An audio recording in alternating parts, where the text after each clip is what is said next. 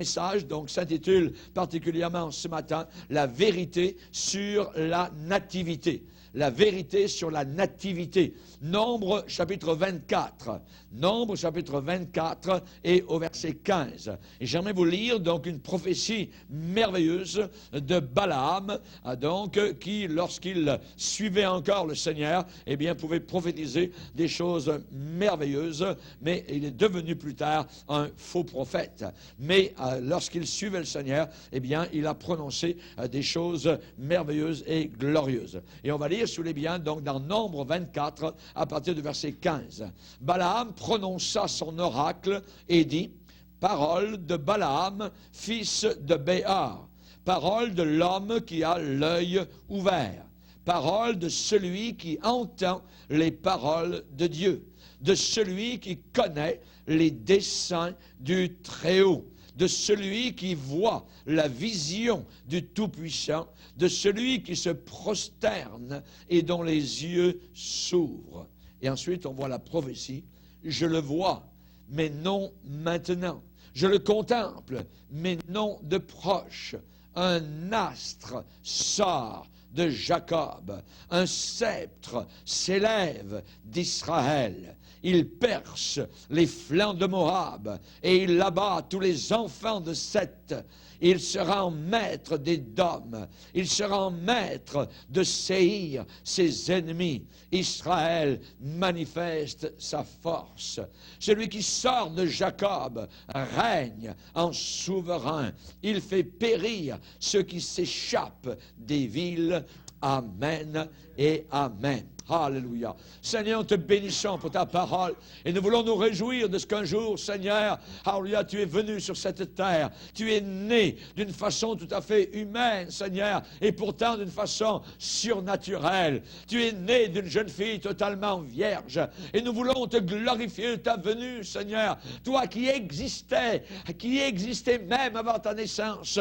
Nous n'avons jamais existé avant notre naissance. Mais toi, tu es d'éternité en éternité. Tu es divin, tu es le Dieu incarné, tu es le Dieu en chair. Alléluia, de nous à plonger nos regards dans ce mystère glorieux, merveilleux qui nous étonne, Seigneur, et dont on ne se lasse pas d'entendre. Veuille bénir ceux et celles qui entendent ce message. Renouvelle nos pensées, laboure nos cœurs, Seigneur. Que la charrue de l'Évangile continue à ouvrir des sillons, Seigneur. Que les pierres en sortent, que les ronces soient déracinées, Seigneur, et que les plantes du salut puisse fructifier à ta gloire, dans le nom puissant de ton Fils bien-aimé, de l'astre divin, alléluia, de celui qui tient le sceptre dans ses mains, Jésus-Christ, notre roi et notre sauveur. Amen. Et tout le peuple dit Amen. Amen. Gloire à Dieu. Vous pouvez vous asseoir, frères et sœurs. Alléluia. La vérité, amen, de la nativité. Pourquoi? Eh bien, j'ai intitulé ce message-là, c'est parce qu'il y a tellement d'erreurs qui sont données sur la nativité de Jésus. Il y a tellement de fausseté, les gens ont tellement, je dirais, aimé, d'une certaine manière, l'histoire de Noël, qu'ils l'ont embellie. Ils y ont ajouté des guirlandes, ils ont ajouté toutes sortes de choses. Et les conteurs d'histoires, voyez ceux qui racontent des histoires, les chanteurs même, l'ont célébré comme une mythologie. Comme une mythologie. Mais cependant, aujourd'hui, la plupart des gens ne savent plus quels détails sont bibliques et quel autre détail n'est pas du tout biblique et quel autre est vraiment de la Bible. Il y a beaucoup de choses dans l'histoire de Noël que nous entendons autour de nous qui sont de pure fabrication humaine. Totalement, c'est l'esprit humain qui donc a inventé toutes sortes de choses. Mais tout ce qui s'est passé à Noël a une influence marquante sur les gens. Vous avez remarqué que même les païens ont le cœur pendant, je dirais, quelques jours, quelques semaines à Noël, décembre, le cœur est plus tendre. Vous voyez, il y a comme, je dirais, quelque chose qui se passe dans leur cœur. C'est l'Esprit de Dieu qui essaye, au travers de l'histoire réelle de Noël, évidemment, de leur donner un certain message. Durant la Grande Guerre, Noël a eu un impact si puissant que lors de la guerre, vers la frontière au nord de la France, entre les Allemands et la France, eh bien, il y a eu une trêve. Il n'y a pas eu les Allemands, donc, et les Français sont sortis littéralement des tranchées et donc ont chanté Noël ensemble. Et ensuite, quand la trêve a été terminée, ils ont recommencé à se tirer dessus. Mais on voit que dans le temps de Noël, il y a eu donc cette influence, la naissance du Sauveur du monde, même jusque dans une guerre qui était diabolique. Habituellement, les gens, eh bien, ils imaginent la scène du bébé dans la crèche. Ils imaginent avec la neige et les beaux flocons qui descendent, les anges qui chantent. Ils imaginent beaucoup d'adorateurs. Ils imaginent le bœuf et l'âne, voyez, et parfois même le souffle du bœuf pour réchauffer le petit Jésus, ainsi de suite. Voyez, ils imaginent le petit garçon au tambour. Ils imaginent quelque part le Père Noël, moi aussi, voyez, Dieu qui descend dans la cheminée. Ils imaginent toutes sortes de choses, voyez, mais qui n'ont rien à voir à faire avec le vrai, avec la réalité. Il n'y a rien de tout ça dans la Bible. Dans la Bible, il n'y a pas de flocons de neige, il n'y a pas de bœuf et d'âne, il n'y a pas de petit garçon au tambour, et il n'y a pas de Père Noël. Voyez, ça n'existe pas dans la Bible. Noël est devenu le produit d'un drôle de mélange. Un drôle de mélange.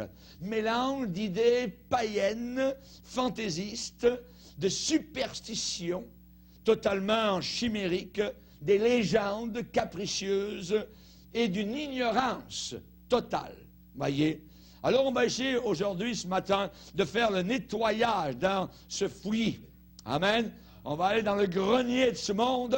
Alors regarde, on va mettre dehors toutes sortes de choses et on va mettre les choses en place. Amen. Et l'endroit pour débuter, évidemment, c'est dans la parole de Dieu.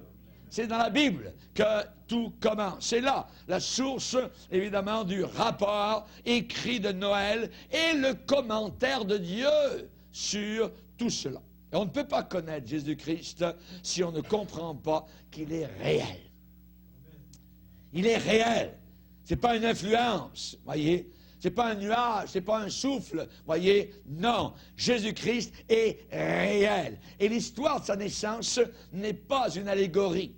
L'histoire de sa naissance n'est pas une belle fable. Ce n'est pas, je dirais, une fiction. C'est une réalité. C'est une réalité. Et on ne peut pas la romantiser. On ne peut pas la romantiser. On ne peut pas, je dirais, la placer, la ranger ou la classer parmi les belles légendes, voyez. Ou la mettre au bout de Alice au Pays des Merveilles, voyez. Ce n'est pas du tout la même chose. Et je dirais, Marie et Joseph sont des vraies personnes. Des vraies personnes réelles, bien en vie. Marie et Joseph ont eu un dilemme pour trouver une auberge. À Bethléem, voyez, pas de place. Effroyable. La jeune fille est enceinte. Elle est enceinte, elle porte un bébé. Voyez, c'était effroyable pour eux. Que faire? Pas de place, pas de chambre, voyez. Évidemment, on sait que ça aurait été aussi effroyable pour vous et moi si vous aviez eu, vous les dames, un bébé à naître et pas de place. Aucun endroit. Est-ce que le bébé va naître dans la rue? Que faire? Voyez, on parle dans la Bible d'une mangeoire. Une mangeoire, voyez, dans laquelle Marie a déposé Jésus. Et ça devait certainement sentir des odeurs d'animaux. Ça, c'est à peu près certain. Il est dit qu'elle l'emmaillota et le coucha dans une mangeoire où il n'y avait pas, parce qu'il n'y avait pas de place. Il n'y avait pas de place pour eux, vous voyez, ailleurs, dans toute la ville de Bethléem. Cet endroit, certainement, là où il y a des mangeoires, eh bien, c'est là où il y a des animaux. On ne nous parle pas, évidemment, de bœuf et d'âne, voyez, mais c'était un endroit pour les animaux. Il y avait une mangeoire. C'est là qu'ils venaient, donc, pour manger. Et c'est là que Marie a déposé le bébé. Certainement, si vous avez déjà été sur une ferme, eh bien, il y a certaines odeurs. Ça empestait, voyez. Et certainement que les bergers aussi ne devaient pas sentir très, très bon. Je me rappelle avoir travaillé sur la ferme quand j'étais jeune. Et je me rappelle avec mon cousin, quand on allait à la messe, vous voyez, eh bien, on se mettait un paquet d'eau de Cologne dessus parce que on sentait, vous voyez, et on voulait éviter, évidemment, donc d'empester autour de nous. Et c'est certain que les bergers, eh bien, dont la Bible parle, devaient aussi ne pas sentir très, très bon. Il n'y avait pas dans ce premier Noël une belle salle d'accouchement à l'hôpital, aseptisée, avec des bonnes odeurs, avec de la poudre à bébé pour sa belle petite peau. Il n'y avait pas de tac pour vraiment faire en sorte que le bébé soit bien. Non. Ce premier Noël était très, très loin d'être pittoresque, voyez. Et c'est ce qui le rend, je dirais, encore plus merveilleux et plus étonnant. Ce bébé dans la mangeoire d'animaux, c'est Dieu. Ce bébé dans la mangeoire d'animaux, c'est Dieu qui est là. Rendez-vous compte, voyez, c'est Emmanuel, Dieu avec nous. Voilà le cœur, voilà l'âme du message de Noël. Il n'y avait pas beaucoup d'adorateurs autour de cette mangeoire au départ, seulement une poignée de bergers. Mais un jour, tout genou fléchira devant lui et toute langue confessera, déclarera, voyez, que Jésus-Christ est le Christos, le Seigneur, le Maître de l'univers, le Créateur. Alléluia! Imaginez le mystère de Noël. Voyez-vous sous le toit, voyez, de cette mangeoire, hein, il y a quelques brins de paille qui sont au-dessus, et là, il y a une petite main qui se lève, tout ça. Et ça, c'est la main du Créateur. Quel mystère. On adore. On adore. Comme Balaam a dit, voyez, celui qui voit la vision du Tout-Puissant, celui qui se prosterne et dont les yeux s'ouvrent. Se prosterne et dont les yeux s'ouvrent. Alléluia. Que Dieu ouvre nos yeux devant le mystère de l'incarnation. Dieu en chair. Dieu est venu sur la planète Terre. Alléluia. Et tous ceux qui doutent de lui, tous ceux qui sont ses ennemis, tous ceux qui simplement veulent l'ignorer, plieront tous un jour leurs genoux devant ce Sauveur du monde, même si c'est dans le jugement. Alors il vaut bien mieux, évidemment, l'honorer maintenant par l'adoration qu'il mérite. Le prophète Ésaïe, dans l'Ancien Testament, priait Dieu et disait, « Oh Dieu, si tu déchirais les cieux, si tu descendais. » Sa prière a été répondue. Les cieux ont été déchirés et il est descendu du ciel. Pas le Père Noël, le Sauveur du monde.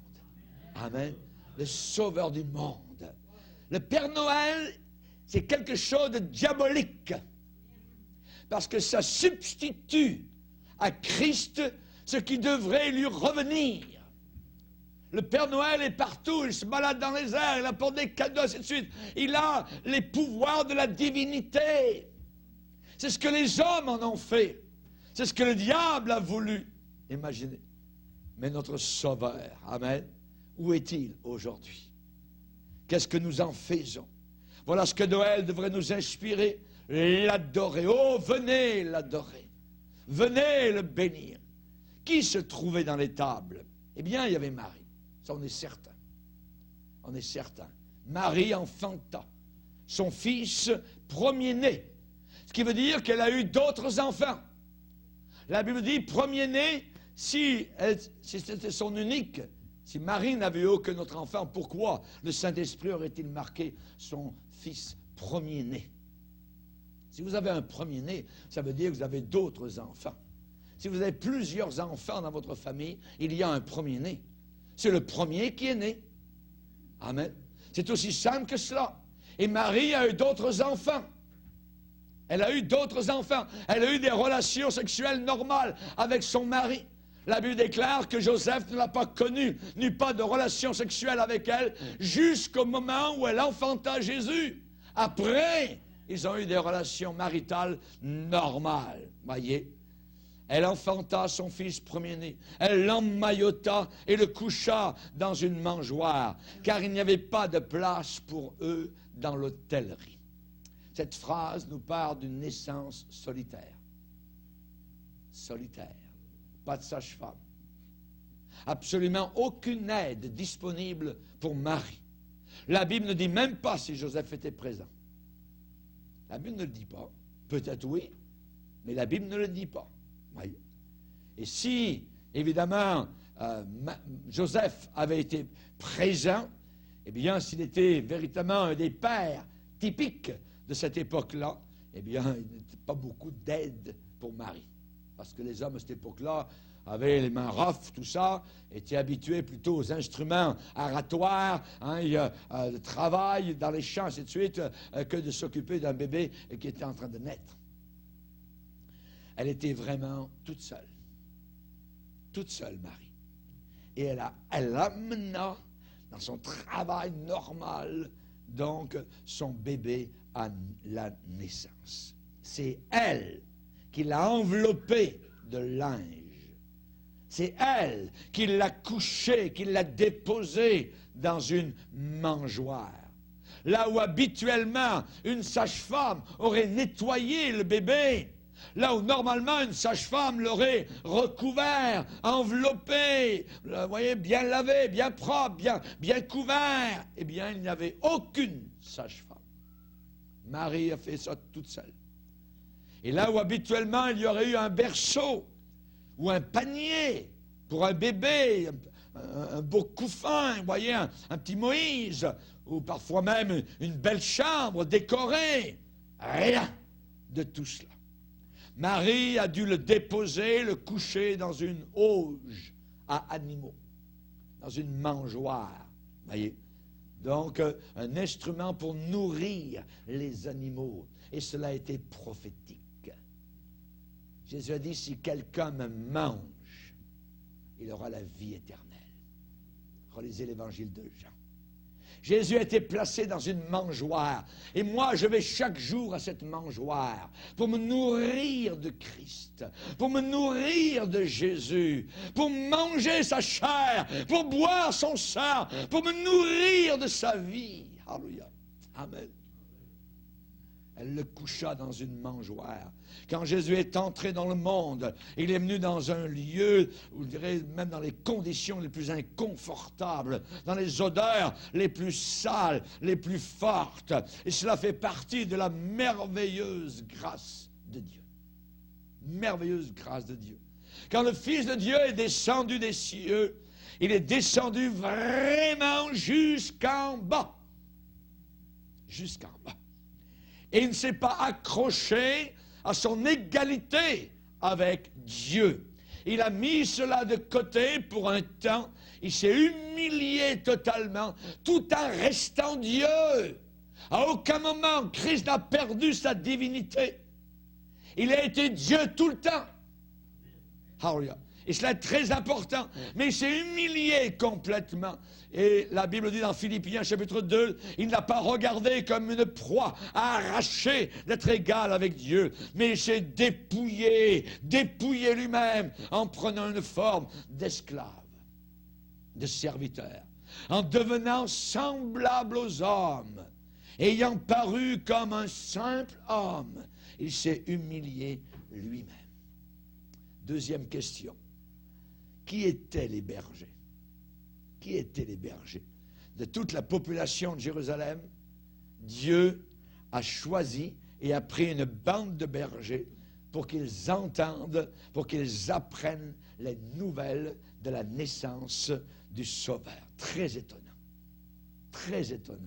très intriguant, très intéressant. Pourquoi? Parce que ces bergers sont parmi les groupes sociaux les plus bas. Les groupes sociaux de l'époque les plus bas et les plus méprisés. Méprisés. La nature même de leur travail les empêchait de pénétrer dans le courant principal, dans l'axe majeur de la société d'Israël. Lorsqu'il y avait des fêtes religieuses, pensez-vous que ces bergers allaient aux fêtes religieuses juives? Jamais, pas le temps. Voyez? Non, ils ne pouvaient pas accomplir, maintenir toutes les cérémonies de purification, ainsi de suite. Ils ne pouvaient pas observer toutes les fêtes, les festivals religieux juifs. Mais cependant, ces bergers, à quelques kilomètres de Jérusalem, prenaient certainement bien soin de leurs troupeaux, qui seraient un jour peut-être utilisés comme sacrifice dans le temple. Et ils ont été les premiers à connaître l'agneau de Dieu. Les premiers à connaître l'agneau de Dieu. Et ce qui est encore plus merveilleux, significatif, c'est qu'ils sont venus le voir la nuit même. Pas le lendemain, pas le surlendemain, pas la semaine suivante. Ils sont venus le voir la nuit même où il est né. Personne d'autre n'a fait cela. Personne d'autre n'a fait cela. Et même s'ils sont retournés ensuite et ont raconté à tout le monde ce qu'ils avaient vu et entendu, ils ont été les premiers à voir l'agneau de Dieu. Il est dit, tous ceux qui les entendirent furent dans l'étonnement de ce que leur disaient les bergers. Alléluia. L'Écriture ne décrit pas comment la recherche, évidemment, du bébé, Jésus par les bergers, comment ça s'est passé? La Bible ne dit rien. Ouais. Comment ils ont réussi à le trouver? On peut imaginer qu'ils sont entrés dans Bethléem. Ils ont demandé, hey, est-ce qu'il y a quelqu'un ici qui sait si un bébé vient de naître cette nuit? Voyez, peut-être qu'ils ont frappé à plusieurs portes. Peut-être qu'ils ont vu d'autres bébés, voyez, nouvellement nés, avant de trouver l'enfant spécial, couché, emmailloté dans une mangeoire. Vous le trouverez, voilà le signe, vous le trouverez emmailloté dans une mangeoire d'animaux. Il ne fallait pas que ce bébé soit couché à côté de sa mère, soit couché dans un beau petit lit, dans une chambre. Non, dans une mangeoire, emmailloté. Le signe. Voici à quel signe vous le reconnaîtrez. Vous trouverez un enfant emmailloté et couché dans une mangeoire. Ils l'ont trouvé. Ils l'ont trouvé. Pourquoi? Parce qu'ils l'ont cherché. Et chaque fois que l'on cherche le Seigneur, on le trouve si on le cherche de tout notre cœur. Amen. À ce moment-là, ces hommes humbles ont su pour certain que l'annonce des anges était une parole venant directement du ciel de Dieu. Et après leur rencontre avec Marie, Joseph et Jésus, eh bien, les bergers n'ont pas pu s'empêcher de dire aux autres ce que les anges leur avaient dit. Ils ont été les premiers évangélistes du Nouveau Testament. Les premiers évangélistes du Nouveau Testament ont été des bergers, sans instruction, sans diplôme, sans rien du tout. Mais leur cœur, alléluia, a été touché par la grâce de Dieu. Ils ont cru l'annonce qui leur avait été faite. Et l'histoire des bergers est une très belle illustration pour la vie chrétienne. Premièrement, vous entendez la parole, vous entendez la révélation de l'Évangile et vous la croyez. Alléluia. C'est une conversion glorieuse. Si tu confesses de ta bouche le Seigneur Jésus, si tu crois dans ton cœur que Dieu l'a ressuscité d'entre les morts, tu seras sauvé. Alléluia. Merci Seigneur. Premièrement, vous entendez la révélation. Un message glorieux. Comme le monsieur l'autre jour, un monsieur Rioux dit, j'ai jamais entendu des choses pareilles. Je suis allé dans l'église catholique pendant des années, je suis allé dans des retraites fermées, des retraites ouvertes. J'ai vu un paquet de curés qui m'ont prêché. J'ai jamais entendu ce que je viens d'entendre cet après-midi. Alléluia! Le Saint-Esprit a pénétré son cœur, a touché sa vie. Et ensuite, qu'est-ce que vous faites? Vous continuez, vous persévérez, vous embrassez Christ littéralement, comme le psaume 2 nous le dit. Baisez le Fils. Le Fils, c'est le Sauveur. Embrassez-le. Alléluia. Tenez-le, saisissez-le. Alléluia. Et ensuite, vous commencez à faire quoi? C'est automatique. Vous en parlez aux autres. C'est trop merveilleux. C'est une bonne nouvelle. Alléluia. C'est une bonne nouvelle, vous en parlez aux autres. Amen.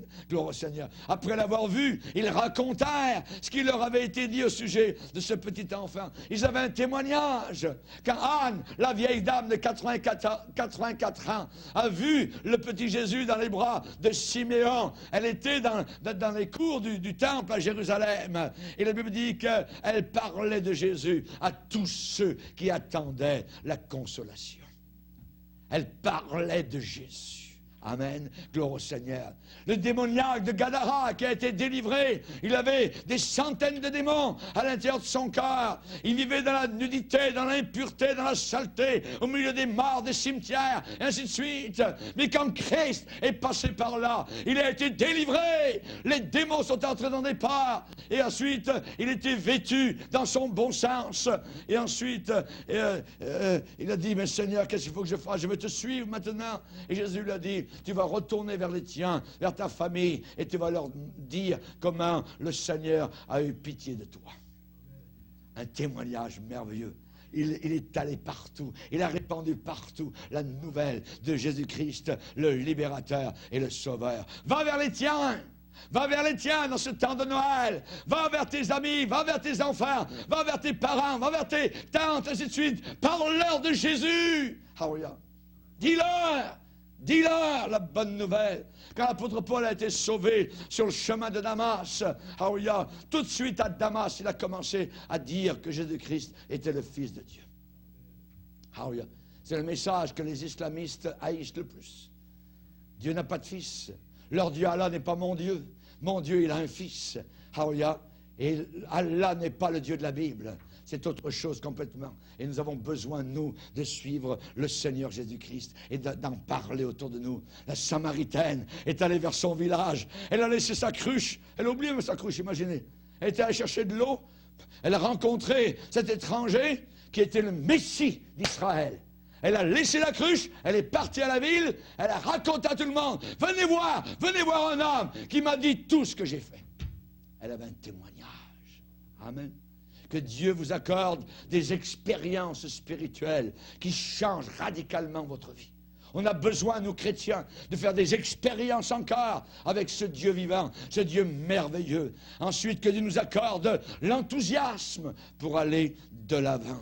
Les apôtres ont dit devant une cour religieuse à Jérusalem, nous ne pouvons pas. Hein? Les apôtres ne peuvent pas? Impossible? Est-ce que ce mot est vraiment français? Ah oui, impossible? Ils ont dit oui, nous ne pouvons pas. Nous ne pouvons pas ne pas parler. Amen. Ne pas parler de ce que nous avons vu et entendu. C'est merveilleux. Amen. Est-ce que vous avez vu quelque chose? Vous avez vu quelque chose? Est-ce que vous avez entendu quelque chose? Moi, j'ai vu et entendu. Alléluia. Gloire au Seigneur. C'est merveilleux. Le Seigneur a dit, vous recevrez de la puissance quand le Saint-Esprit viendra sur vous. Et vous serez mes témoins. Amen. Gloire au Seigneur. Qui étaient les mages? Qui étaient les mages? Voyez, dans le rapport écrit de Matthieu chapitre 2, on a 12 versets qui nous parlent particulièrement des mages.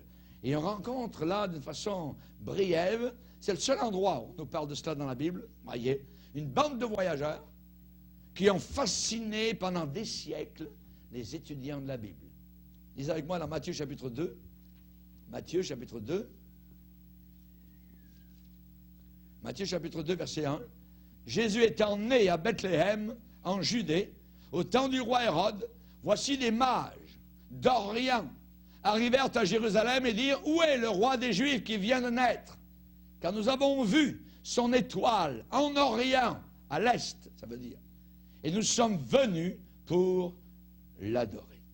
Nous sommes venus pour l'adorer. Qui étaient ces mages? Voyez, ils étaient appelés sages. mages. En anglais, ils disent wise men. Soudain, ces hommes semblent sortir de nulle part. Direct, ils arrivent, des mages, voici des mages, d'Orient, arrivèrent à Jérusalem. On ne nous dit pas le pays d'où ils sont venus, ils arrivent à Jérusalem. Ça veut dire qu'ils ont fait le voyage depuis l'Orient, l'Est, voyez, jusqu'à Jérusalem. Et tout ce qu'ils font, ils se montrent, ils laissent leurs cadeaux et ils disparaissent. On n'entend plus parler d'eux de toute la Bible. On ne sait presque rien sur eux. Mais les faiseurs de mythes, voyez, les monteurs de fables ont bâti de nombreuses histoires que la plupart des gens acceptent comme étant vérité totale. Mais ce n'est que des histoires. Le mythe, c'est qu'il y a eu 3 rois qui sont venus vers Jésus dans l'étable la nuit de sa naissance. Et c'est faux. Ce n'est pas vrai. Je vais vous le démontrer. Les faits réels, c'est qu'on ne connaît pas, premièrement, le nombre de ces hommes. Montrez-moi dans la Bible un endroit où c'est marqué que 3 hommes sont venus. Non, ça ne le dit pas. On ne connaît pas le nombre de ces hommes. On connaît seulement le nombre des cadeaux. Oui. Il est probable que ces mages aussi n'étaient pas des rois. Ensuite, la Bible dit que les mages trouvèrent Jésus dans une maison. Dans une maison, pas dans une étable. Jésus n'était pas dans la mangeoire. Ils l'ont trouvé dans une maison. Il est possible que leur visite a été des semaines, des mois après sa naissance. Et au travers des années, eh bien, les diseurs, les conteurs d'histoire, en plus, leur ont donné des noms. Gaspard, voyez, Belthazar et Melchior. Voyez, c'est tout des histoires à dormir debout. Il n'y a rien qui nous dit ça dans toute la Bible, nulle part. Voyez, rien de cette information, nulle part. La tradition, c'est que l'un d'eux était un Éthiopien. Alors, s'il était un Éthiopien, il aurait dû voyager depuis le sud. L'Éthiopie est au sud d'Israël, voyez. Mais la Bible dit des mages d'Orient, ça veut dire de l'Est. Il y a une différence entre le sud et l'Est. Vous êtes d'accord? Si vous allez à l'Est, vous n'arriverez pas au même endroit que si vous allez au sud. Et l'Éthiopie, ça c'est les conteurs d'histoire, disent qu'il y en avait un qui était éthiopien, il était noir, tout ça. Vous voyez, il venait d'Éthiopie. Mais la Bible dit qu'il venait des mages, donc il y en a au moins 2, il venait d'Orient, l'Est, Est, voyez. Et cependant, on peut glaner certaines informations générales sur les mages. C'est qui ces gens-là, des mages, voyez? On peut retracer certaines informations à partir de sources historiques et bibliques. Et on découvre que la vérité sur ces visiteurs particuliers, mystérieux, eh bien, c'est bien plus précis que les légendes ou les mythes qu'on veut nous faire croire. Un ancien historien grec, appelé Hérodote, eh bien, dit que les mages étaient une caste de prêtres chez les Mèdes, donc en Iran d'aujourd'hui, le pays de l'Iran d'aujourd'hui. Et il nous dit, cet historien Hérodote, qu'ils étaient actifs au travers de Babylone, de la Mésopotamie, à l'époque de l'Ancien Testament. À l'origine, les mages étaient des prêtres de la plus ancienne forme du zoroastrisme, la religion qu'avait commencé Zoroaster en Iran, voyez, une religion encore pratiquée aujourd'hui aux Indes par les Parsis. Le monde ancien faisait très très peu de distinction, de différence entre la superstition et la science réelle. La science, astronomie, était mélangée imperceptiblement avec la superstition de l'astrologie. C'était comme ensemble. Et les mages étaient experts dans les deux domaines. Et ils pratiquaient l'occultisme. Notre mot, aujourd'hui français, magique, vient de là. Et mage, magique, c'est magique. Ça vient du mot mage, les mages, voyez, du monde de l'Orient, qui pratiquaient l'occultisme et en même temps l'astronomie. Et ils étaient considérés à leur époque comme des sages, des érudits, des savants. Aucun Perse, particulièrement, ne pouvait devenir roi avant de maîtriser la discipline scientifique et religieuse des mages. Voyez? Et leurs enseignements devinrent connus sous le nom de la loi des Mèdes et des Perses. Et vous retrouvez cela dans le livre d'Esther, la reine Vashti, voyez, qui n'a pas voulu se présenter de façon dénudée devant des hommes ivres. Eh bien, les gens sont venus vers le roi et lui ont dit, si le roi le trouve bon, qu'on publie de sa part et qu'on inscrive parmi la loi des Mèdes et des Perses, avec défense de la transgresser, une ordonnance royale d'après laquelle Vashti ne paraîtra plus devant le roi, sera démise de ses fonctions. La loi des Mèdes et des Perses, ça venait des mages, les sages, les érudits, donc de ces pays de l'Est. Dans le livre de Daniel, on voit régulièrement, on parle du décret irrévocable selon la loi des Mèdes et des Perses. Notez l'expression, la loi des Mèdes et des Perses. C'était les mages d'Iran qui, donc, inscrivaient sur ce document toutes sortes de lois. Dans Daniel 6,12, la chose est certaine, selon la loi des Mèdes et des Perses qui est immuable. Daniel 6,15, la loi des Mèdes et des Perses exige que tout décret confirmé par le roi soit irrévocable. Et on regardait cela comme étant le code de vie le plus élevé. Et ça devenait comme les oracles de leur religion, et en plus, ils se servaient des mathématiques, ils étaient des savants, ils étaient des philosophes, des docteurs, des autorités légales dans leur culture. C'était eux qui étaient une sorte de magistrature, voyez. Et dans notre mot français, magistrat vient de là. Mage. Magistrat, voyez, c'est un autre mot qui descend directement du mot mage. Les mages mentionnés dans l'Ancien Testament, on l'a dans Jérémie 39, verset 3. Nergal, Charester, le chef des mages dans la cour de Nebuchadnezzar.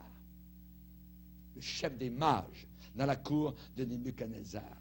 Il y avait des mages dans la cour de Nebuchadnezzar, sont mentionnés plusieurs fois dans le livre de Daniel. Le roi fit appeler les magiciens, enchanteurs, astrologues, chaldéens, pour qu'ils lui disent ses songes. C'est ces gars-là, ces mages qui venaient, voyez, qui étaient des érudits, des mathématiciens, des astronomes, mais en même temps l'occultisme, tout était mélangé à l'intérieur, voyez. Et je pense qu'il y a peut-être là une clé très importante pour comprendre comment les mages du temps de Jésus ont su anticiper la naissance, prévoir, prédire la naissance de Jésus. Rappelez-vous que le prisonnier hébreu à Babylone, Daniel, avait déjà fait à son époque une impression très profonde sur le roi Nebuchadnezzar. Et les mages de Nebuchadnezzar étaient devenus comme des insensés, comme des fous par rapport aux révélations que Daniel donc avait eues lui-même pour interpréter les rêves. Et à cause de ce miracle merveilleux, Nebuchadnezzar avait fait de Daniel le maître des mages. Le maître des mages. Il avait élevé Daniel au niveau du chef des mages. On lit cela dans Daniel 2, verset 48. Daniel est devenu le chef suprême de tous les sages de Babylone. Ce qui veut dire que Daniel connaissait les Écritures juives, son pays là-bas, à l'ouest. Il était environ à 1500 kilomètres. Voyez, 1500, 2000 kilomètres. Et lui, Daniel, connaissait les Écritures. Et il savait qu'un roi, un Messie devrait naître. Et évidemment, comme l'influence d'un seul homme a été puissante sur tout un pays, voyez, toute la Mésopotamie a entendu parler comment cet homme a été délivré de la gueule des lions, comment cet homme pouvait interpréter l'avenir, les rêves d'un roi sans qu'il ait aucun indice. L'influence d'un seul homme a été puissante pendant des siècles. Pendant des siècles. Et Daniel, avec son influence sur tous, à cause de son zèle pour Dieu, à cause de son caractère, à cause de sa piété, certainement que Daniel a dû enseigner les autres mages sur le vrai Dieu, sur les Écritures juives de l'Ancien Testament, sur les prophéties au sujet du Messie. Personne ne peut savoir avec certitude quel, je dirais, montant de vérité de l'Ancien Testament parvint à l'intérieur, évidemment, des enseignements des mages, mais ils ont eu beaucoup d'occasions. Ils ont eu amplement de temps pour apprendre beaucoup de choses de la bouche de Daniel et des autres Juifs dispersés. Rappelons-nous qu'après un grand miracle, eh bien, quand tout le monde était ébahi, eh bien, Daniel a demandé que ses 3 compagnons, Shadrach, Meshach et Abednego, deviennent des gouverneurs de la Babylonie. Ce qui veut dire qu'à la tête des païens, vous aviez des hommes de Dieu qui connaissaient les Écritures du Seigneur. Et ils ont dû enseigner aux autres, leur dire, un jour un Messie, un roi va venir. Le roi du monde, le vrai Dieu, va naître sur la terre. Et peut-être connaissait-il la prophétie de Balaam que nous avons lue aujourd'hui, où il dit, je le vois, pas maintenant, je le contemple, pas de proche, un sceptre s'élève d'Israël. Sceptre, ça parle de roi, ça parle de royauté, d'Israël.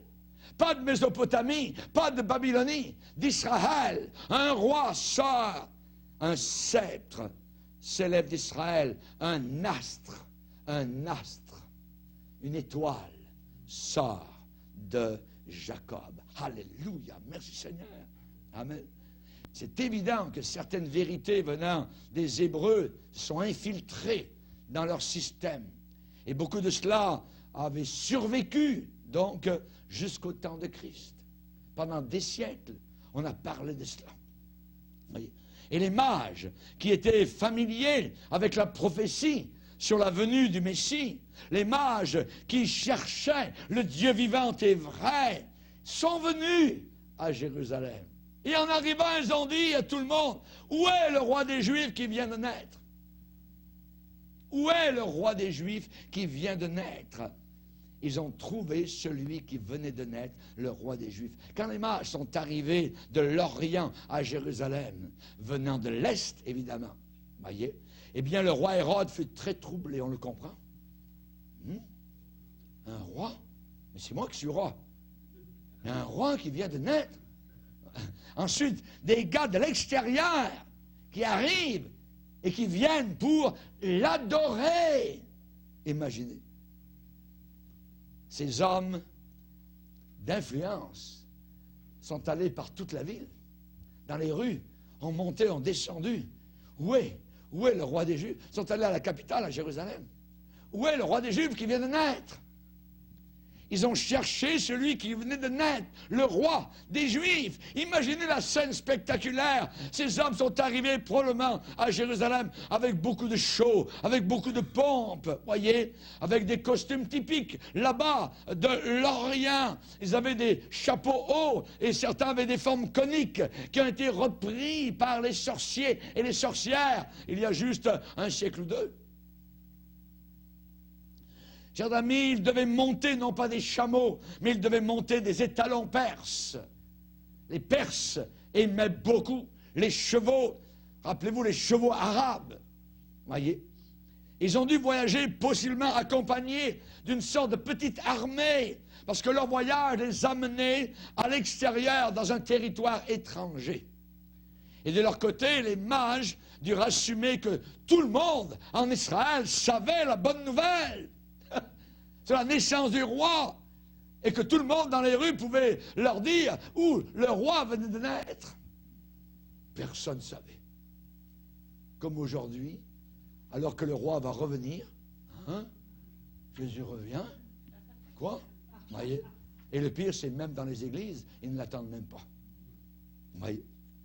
Imagine la surprise quand ils ont commencé à poser des questions aux gens de Jérusalem. Où est le roi des Juifs qui vient de naître? Personne ne semblait être au courant, savoir de quoi parlaient les mages. Un roi? Mais c'est Hérode, notre roi. Non, non, non. Il vient de naître. Il vient de naître. Chers amis, nous ne savons pas comment ces mages savaient, connaissaient les prophéties messianiques qui venaient de se réaliser et de s'accomplir à la lettre. Il est évident que de toute façon, Dieu leur avait révélé de quelque façon, évidemment, cet événement. Et Dieu a confirmé cela par le signe d'une étoile. Par le signe d'une étoile. Nous avons vu son étoile en Orient. Ce sont des hommes qui observaient, comme je disais tout à l'heure, ils mélangeaient l'érudition avec l'occultisme, mais ils connaissaient le ciel d'Orient. Et ils ont vu, ils ont remarqué une étoile particulière. Et cette étoile bougeait. Et dans leur cœur, le Saint-Esprit les a conduits. Et ils suivaient cette étoile. Par monts et vaux, au travers des montagnes, des vallées. Alors là, ils sont arrivés jusqu'à Jérusalem. Peut-être qu'ils ont fait la connexion, le lien avec la prophétie de Nombre 24. Un astre sort de Jacob. Étant des astronomes et des astrologues en même temps, ils ont dû s'intéresser profondément à ce verset. C'est le seul verset de l'Ancien Testament qui parle d'une étoile comme étant une sorte de signe. C'est le seul. On parle de sceptre d'Israël. Ça semble suggérer un roi, un sceptre, un roi. Peut-être ont-ils vu cela. Voyez, je dirais que tous les Noëls, les astronomes, les planétariums au travers de la Terre offrent tous des explications sur l'étoile de Noël. Certains disent c'était Jupiter. D'autres disent c'était une comète. Voyez, ou une jonction de deux planètes, ou d'autres phénomènes naturels. Mais j'aimerais vous dire qu'aucune de ces explications n'est valable. Aucune. Et aucune de ces explications n'est même plausible. Pourquoi? Parce que l'étoile conduisit les mages directement à la maison où se trouvait Jésus. Ce n'était pas Jupiter. L'étoile les a conduits directement à Bethléem. Ils l'ont perdu un peu à Jérusalem. Et dès qu'ils sont sortis de Jérusalem, direction Bethléem, hop, ils ont revu l'étoile. Leur cœur a été rempli de joie. Ne perdez jamais votre étoile. Amen. Ne perdez pas votre étoile dans les villes de ce monde. Amen. C'est mieux parfois d'être un peu plus loin à la campagne. Loin, à Orient, dans la paix avec le Seigneur. Gloire au Seigneur. L'étoile qu'ils avaient vue en Orient marchait devant eux jusqu'à ce qu'étant arrivée au-dessus de la maison où était Jésus, elle s'arrêta. Chers amis, alors, qu'était cette étoile? Personne ne le sait et l'Écriture ne le dit pas. Personne ne le sait et l'Écriture ne le dit pas. Mais cependant, c'est un phénomène biblique qui ressemble à la gloire, Shekinah. Rappelez-vous, dans le désert, le peuple d'Israël a été conduit par la gloire de Dieu, en plein jour par un nuage de gloire, d'où émanaient des rayons de puissance. La nuit, un feu, une colonne qui montait dans le désert. Alors à Dieu, il n'y a rien d'impossible. C'est une étoile qui marchait devant eux et qui les conduisait. C'est comme ça que la Bible dit, je le crois de tout mon cœur. Amen. C'est la même gloire qui a brillé sur les bergers quand ils ont appris la nouvelle de naissance de Jésus-Christ. Peut-être que les mages ont vu une manifestation semblable de la gloire de Dieu qui leur apparut comme une étoile. Quelle qu'ait été cette étoile, cela leur signifiait que Jésus était né. Où est le roi des Juifs qui vient de naître? Il n'en démordait pas Alléluia. Il voulait absolument le voir. Et après avoir quitté Hérode, il a dit que l'étoile alla devant eux. Et le lieu où ils ont trouvé Jésus n'était pas une étable où Jésus était né. Ils l'ont trouvé dans une maison. Et cela a pu arriver peut-être des mois plus tard. Des mois plus tard. Peut-être même jusqu'à 2 ans plus tard, après la naissance de Jésus. C'est-à-dire qu'ils entrèrent dans la maison et ils virent, voyez, l'enfant. Et ils virent l'enfant. Matthieu dit qu'Hérode s'est fait dire par les mages depuis quand l'étoile était apparue. Depuis quand l'étoile était apparue. Il fait appeler en secret les mages, s'enquit soigneusement auprès d'eux depuis combien de temps l'étoile brillait. Et quand Hérode a appris que les mages ne voulaient pas révéler le lieu où était Jésus, voyant qu'il avait été joué par les mages, il s'est mis dans une grande colère et il envoya tuer tous les enfants de 2 ans et en dessous à Bethléem et dans toute la région, selon la date dont il s'était soigneusement enquis auprès des mages. Il est fort possible que Jésus devait avoir 1 an et demi ou quelque chose de même, peut-être 2 ans, quand les mages sont venus. Mais Hérode est devenu très enragé, dans une grande colère. Et il est possible qu'Hérode a tué chaque enfant en bas de 2 ans dans la région pour être sûr qu'il avait exterminé l'enfant roi. Pour être certain. Chers amis, donc, c'est fort possible que ces événements sont arrivés longtemps après la naissance de Christ. Quand les mages l'ont trouvé, ça dit que les mages l'adorèrent. L'adorèrent. Quel qu'ait été leur motif au départ dans leur voyage, quand ils ont vu Jésus, ils se sont prosternés sur le sol, genoux à terre, et l'ont adoré. Adorer un bébé? Oui, ils ont cru. Ils ont cru. Et dans sa grâce, Dieu leur a ouvert les yeux sur quelque chose que son propre peuple, les Juifs, ne voyaient pas. Jésus était Dieu sous une forme humaine. Jésus était Dieu là, sous une forme humaine. En voyant leur réaction, leur réponse, il semble qu'ils ont été convertis. Il semble que ces mages ont été convertis. Je crois que ces mages ont été les premiers croyants chrétiens gentils qui sont venus à Jésus-Christ. Alléluia. Le cadeau des mages, évidemment, signification spéciale. L'or, l'encens et la myrrhe. L'or, métal précieux pour un roi. On offre à un roi de l'or, encore aujourd'hui. L'encens, voyez, c'est une fragrance très, très chère. Signification spéciale dans l'adoration, dans l'Ancien Testament. Dans Lévitique, quand quelqu'un fera à l'Éternel une offrande en don, son offrande sera de fleurs de farine, il versera de l'huile dessus et y ajoutera de l'encens. L'encens, c'est un sacrificateur juif de l'Ancien Testament qui mettait le feu et l'encens montait comme un parfum, comme une prière vers le Seigneur, qui nous parle évidemment que Jésus est un sacrificateur. Il est notre sacrificateur. C'est lui qui prie pour nous. C'est lui qui a payé pour nous. C'est lui dont la vie est montée comme de l'encens qui brûle jusque devant la face du Père. Et aussi le cadeau, la myrrhe.